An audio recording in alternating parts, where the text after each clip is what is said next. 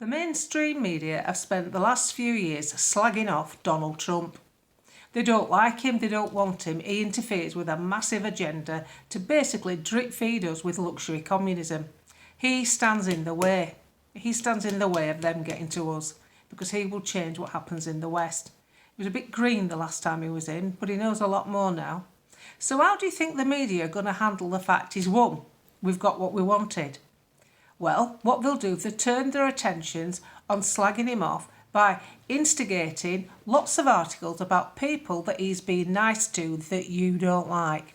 So, for instance, our own Prime Minister, he's doing a great job. That went everywhere. Sky News, The Guardian, they're all there telling you that, he says Keir Starmer's doing a good job because they know you know he isn't. And they know you don't think he is. So what they'll do, they'll tell you, look, President Trump said that.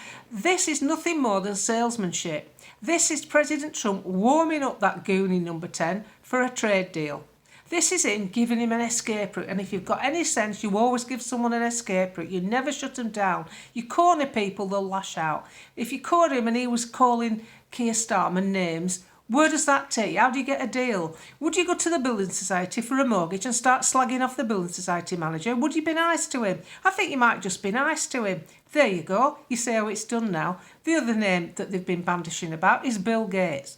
Why is he having a meeting with Bill Gates? How can he not have a meeting with Bill Gates? Bill Gates is into Gavi, he's into the WHO, he's into farming, he's into manufacturing.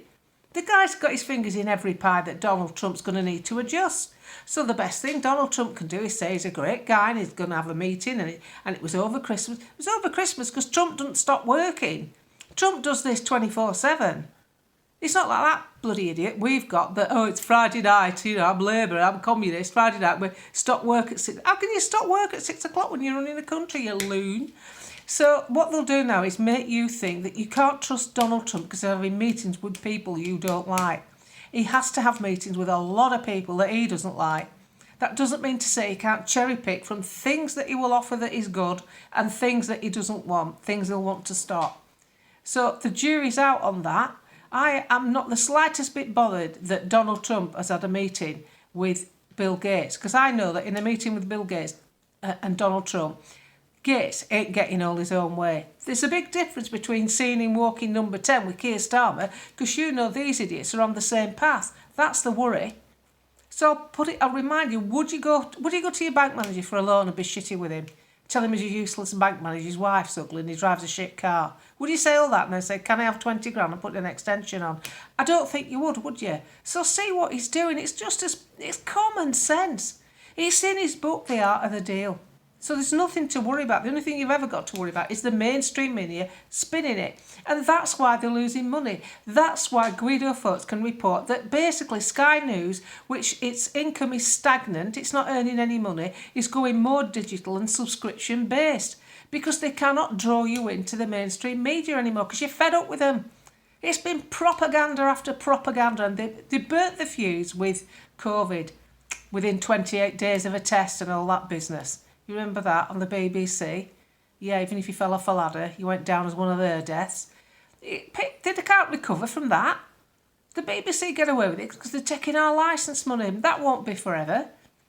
So all I'm saying is be aware of the mainstream media. They will twist the narrative. And the other thing to do, like I did the other day, there was an article in the Daily Mail by a young lad, a bit of a kid. Christ, he looked like he's still squeezing his spots. And it said, the Washington correspondent or whatever it said for the Daily Mail reports that Bill Gates has been in a meeting and Donald Trump said he was a really nice guy. And when you read the actual article, this is a bit of a kid who does digital only online. He's working from his back bedroom, sat with his toaster. I'm joking. Don't get, you know what I'm saying? I'm painting a picture. He writes this article that's been pieced together from another article in the Washington Post, from another journalist that pieced it together from another article. So nobody's really had any contact with President Trump or Bill Gates. This is just hearsay. This is just conjecture. It's called an opinion piece. And it's how they see. They haven't got a clue how the meeting went. They've only got Bill Gates' version. He's not going to come out and say, well, hi guys, I've really had my ass whipped in there. I'm not going to get away with it on the farming. He's not going to come out and tell you that. He's going to say, it's been really productive. He's a great guy. Because they've all got to backpedal now, like Zuckerberg, haven't they? They've all got to shut up and put up. So don't let them twist the narrative and have you fearful about what's going to happen. It can't be worse. It's as simple as that. Even if it disappoints in some areas, it can't be worse. Even with the drugs and the mRNA vaccines with the cancer thing. Trump ain't going to force anybody to have it. That's the bit that was wrong. Forcing people, sacking people to make them have it. That's the bit that was wrong. I don't give a shit about whether you're doing research on this drug or that drug or the other drug. The thing that's wrong is forcing you to have it. And I'm not in a position to tell some cancer sufferer that they can't try that if they wanted to. That's the difference. He's not going to get everything right, but it's going to be a damn sight better than the people we've had before him. And people like Starmer will be shown up for how inept they are, how useless they are. God forbid, even worse, it's deliberate.